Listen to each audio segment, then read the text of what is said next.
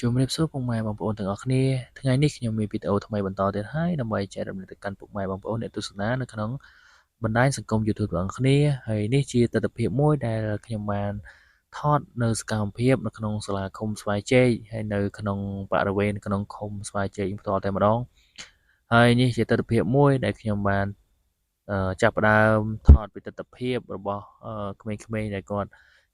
ទៅសាលារៀនហើយនេះជាទស្សនវិជ្ជាមួយដែលខ្ញុំបានថតនៅសកម្មភាពនៅតាមដងផ្លូវនៅខាងមុខនៃសាលាឃុំស្វាយជ័យហ្នឹងផ្ទាល់តែម្ដងហើយដើម្បីបង្ហាញទៅកាន់ពុកម៉ែបងប្អូនឲ្យបានឃើញពីទស្សនវិជ្ជានៃការរស់នៅរបស់ពុកម៉ែបងប្អូនប្រជាពលរដ្ឋនៅក្នុងឃុំស្វាយជ័យនឹងផ្ទាល់តែម្ដង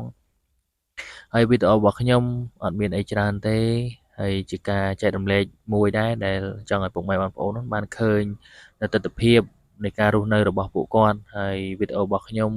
អត់មានអីច្រើនទេមានតែប៉ុណ្្នឹងដែរហើយខ្ញុំសង្ឃឹមថាពុកម៉ែបងប្អូនជួយគាំទ្រជួយចុច Subscribe ម្នាក់មួយផងបាទអរគុណច្រើនជម្រាបលាទៅកាន់ពុកម៉ែបងប្អូនអ្នកទស្សនាទាំងអស់គ្នានឹងបានអរគុណច្រើន